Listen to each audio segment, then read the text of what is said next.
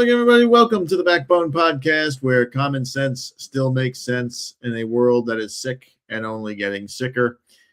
And we come to what many people believe is the best weekend of the NFL season, the divisional round weekend, where we have, to me, it's a very unusual divisional round because we have, for the first time in a while, I think for the first time ever, we have two number one seeds that are not great teams, automatic teams. You know, back in the 1970s and 80s, even in the early to mid 90s, you know, number one seeds were almost automatic to go to the Super Bowl, especially if they were in the NFC. Now we have two teams that they're good, they're pretty good, but they're not great. You know, these aren't teams we're going to remember, 10, 15 years from now. Nobody's going to talk about the Broncos and the Seahawks 10, 15 years from now, even if they win the Super Bowl, These games are going to be, I think there's going to be two great games. I think there'll be one ugly game, and I think there'll be a slugfest in the other. But let's go to the first matchup of the day, which will be tomorrow. That's the Broncos. That's the Bills. The Broncos are the number one seed. They have home field advantage throughout the playoffs as long as they survive, and they are underdogs to the Buffalo Bills. And there is no player, there is no quarterback, and there is no team that has as much pressure on them to go and win the Super Bowl this year than Josh Allen and the Buffalo Bills. There's no Mahomes. There's no Baltimore. There's no excuse. Now, Allen is going up against a ferocious defense. Denver is a hard place to play. Their pass rush is beyond elite. 68 sacks in the regular season this year. The Bills have more experience.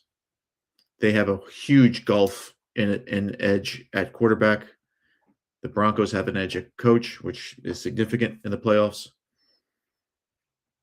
Allen has injuries to his finger, his foot, his knee. Jacksonville beat him up last week.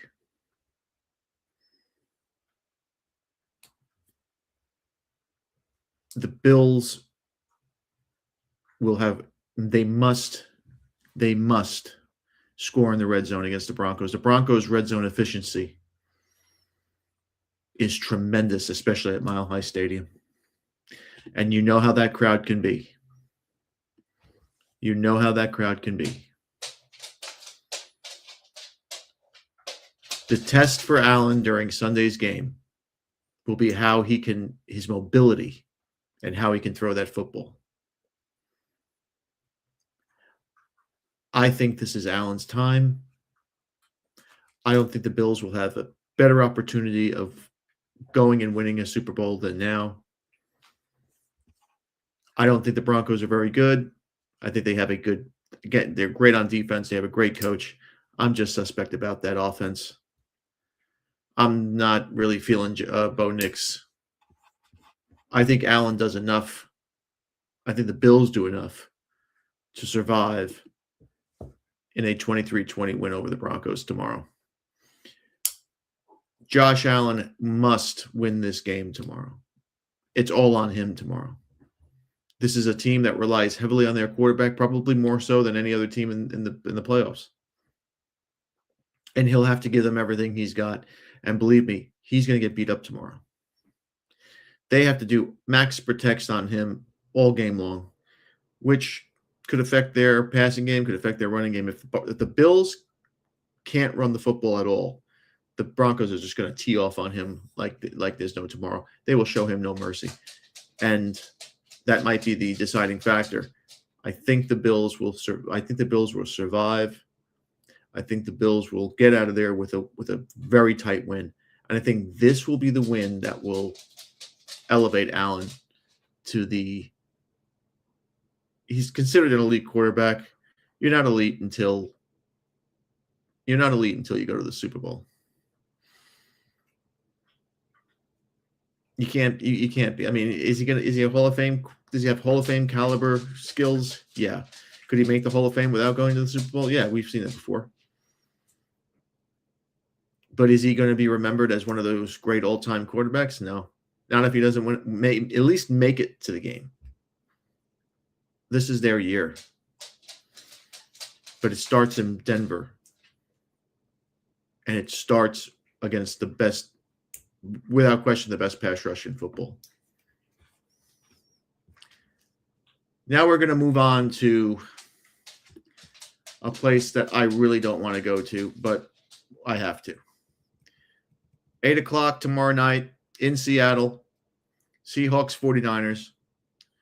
Home field advantage has no bigger advantage than in Seattle. The noise potential is going to be a major problem for the 49ers. How does Brock Purdy handle this? How does the 49er passing offense, how will they look without Kittle, with all the injuries? And Seattle's defense, which shut the 49ers down a couple of weeks ago, embarrassed them on national TV.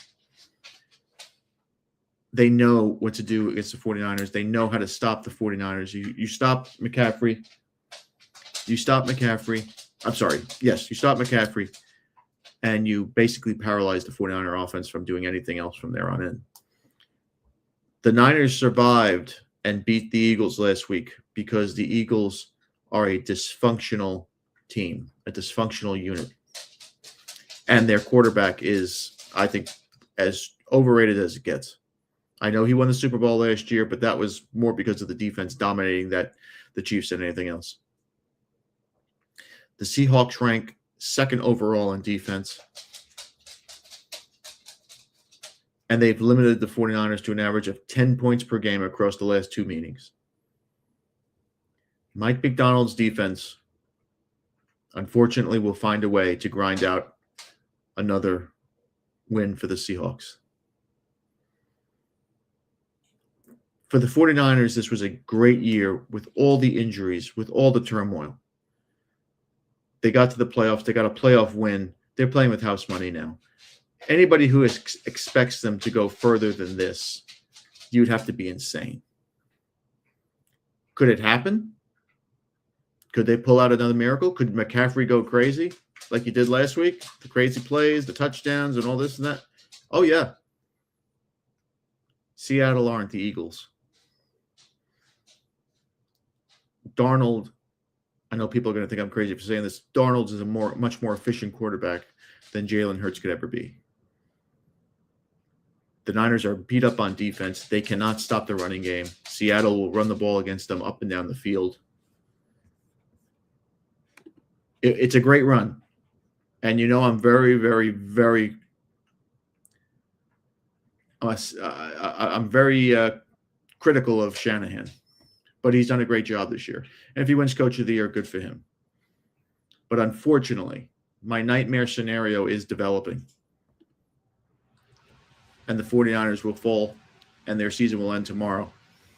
I think the Seahawks will put it up 24-16. I think it'll be a respectable game throughout, but I just think that the Niners will just run out of gas because they have guys playing linebacker who are basically hauling meat a week ago. I mean, they found these guys on the street. You can't expect them to do this every week. And last week was more on the Eagles rather than the 49ers being better. It ends tomorrow. And listen, I picked against the 49ers last week. I'm a very superstitious guy. If you think I'm going to pick them this week to win, you're crazy. We can't jinx us. We can't jinx our guys. Sunday afternoon, Patriots Houston. This is an interesting game, and I think this will be the uglier game of the four. New England has a defense that smothers you, and we saw that against the Chargers last week. They just allowed 3 points. And they have incredible confidence in their coach, in themselves. And the Patriots like to win games that are ugly and by defense, even though they have a great quarterback. However, the Texans' defense is remarkable, maybe second only to Denver, I would say. Both teams have very strong defenses that will make this a low-scoring game. The only question that I have would be which quarterback will be able to break through that defense, or which quarterback makes a mistake. CJ Stroud on Monday night was abominable. If you look at that game, if you look at his stats before looking to see who won, you would have thought the Steelers won 30-6, not the other way around. That's how bad he was. He cannot be that bad again. And I don't think they're going to give him a lot of opportunities to be that bad again. The Texans have the number one defense in the league. I think Denver's is, because of their pass rush, is better. Drake May is playing on an MVP level. Drake May is young. Drake May doesn't have any experience.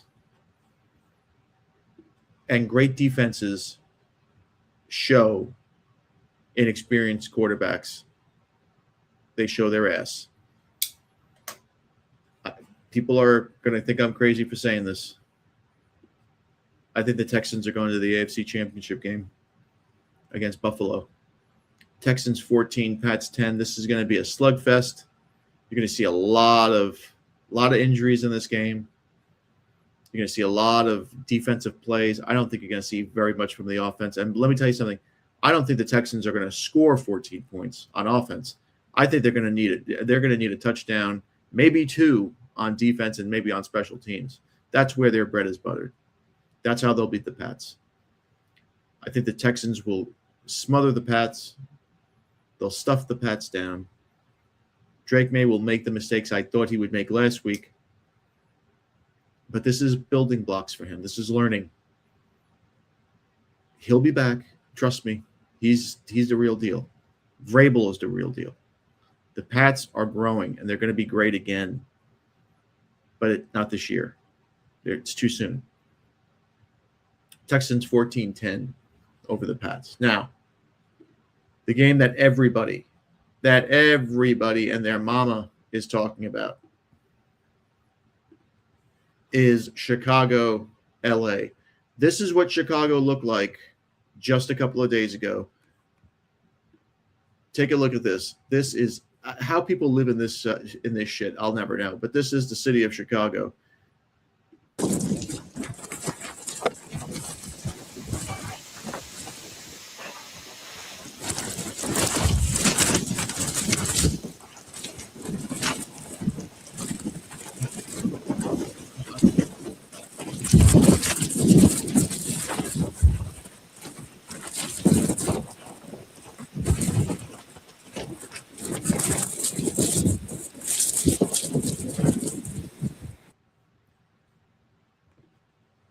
The Rams haven't played in weather under 50 degrees all season long. All season long. The call is this weekend's game for the Bears and the Rams is expected to not only be under 10 degrees at various points of the game, but there's expected snow on its way. Dome teams do not adjust to this very well. The Rams are a dome team, as we know. Dome teams are 1-15 in the playoffs in the last decade when playing under 40 degrees. That is a massive advantage for the Bears. Massive. Massive. However, and there always is a however, the Bears, to me, surged last week. That was their peak. The Rams are a professionally run team. Matt Stafford and McVay should find a way to pick apart Chicago's defense and get the Rams through to the AFC Championship game. The Rams have almost every offensive edge in this game. but their defense has allowed an average of 30 points per game over the last 5 outings. The Bears must avoid a slow start. They may be able to hang around for this one, but their head coach, who is becoming very quickly one of the most hated people around the league, if he tries the same shit he tried last week, trying to be too cute, trying to outsmart people, trying to impress, trying to gloat, that first half, the Packers ran them out of the building, 21-3 at halftime. The only reason why the Bears, who have been coming back, it seems like all season, the only reason why the Bears have been coming back in these games is most of the time the coaches that they're facing are assholes or they're just shit. That's not McVay. If McVay has a lead, he's going to turn to that running game, that power football game, and they will wear the Bears down, especially with that weather. The Rams can adjust because they're not your prototypical dome, throw it 50 times a game type team. They like to run the football. They play off the run. And the Bears are not in any way, shape, or form a great run stopping team. The Bears will give up points. The Bears will score points, but the Bears will give up more. We've seen that. This, to me, will be the classic game. I think this will be the game everybody talks about on Monday. I think this will be the game that produces the NFC representative to the Super Bowl in a couple of weeks. And of course, my nightmare scenario when I saw that playoff lineup a couple of weeks ago, we know the Super Bowl is in Santa Clara. We know who plays there. This shit sucks. This will be a classic. This is the game that you go to a bar, have a few beers with your buddies, get some wings, get some nachos, and you sit back and relax if you're a neutral, because this will be an all-time classic. I know the weather's going to suck. I know there's going to be snow. I know all this stuff. We know it. But neither one of these teams will be able to stop each other. Stafford will have the ball last. Stafford will make the plays. The Rams will score last. And the Bears will go home after a brilliant season. Brilliant season. An exciting season. And Chicago should be proud, and they have a lot to look forward to in the future. But the Rams take this one because I think this is the Rams' year. I always thought the Rams were the Super Bowl team this year out of the NFC. I still do. Bills Rams is what I thought would happen, and it's on track to do so. We were 3-3 last week. Let's see if we can improve on that. Rams 35, Bears 31. We will be on Monday talking about Indiana, Miami, of course. Indiana, a huge 8.5-point favorite. Don't discount the fact that Miami is a much bigger team than Indiana and a much faster team than Indiana. They are athletically gifted, but Indiana are a machine. And that machine shut down the most gifted team in the country in Ohio State in the Big Ten championship game. They embarrassed physically superior teams in Alabama and Oregon. We'll talk about that that's for another day. But the picks: Bills 23, Broncos 20, Seahawks 24, Niners 16, Texans 14, Pats 10, Rams 35, Bears 31. This should be exciting. This should be fun. Enjoy the football. Do it safely. Do it cautiously. Don't get into any arguments or fights or anything like that, because this is when assholes come out of the woodwork. Enjoy the football. Have fun. And we'll go from there. And there's my 2 cents. Thanks again for watching. Please like, subscribe, comment, and share. Be careful, my friends, because remember, Satan is always busy. He'll be out this weekend, I'm sure. Be a man and have a backbone, because masculinity and common sense are worth standing up for. And remember, if it ends in an ism, it's a mental disorder. Have a good week.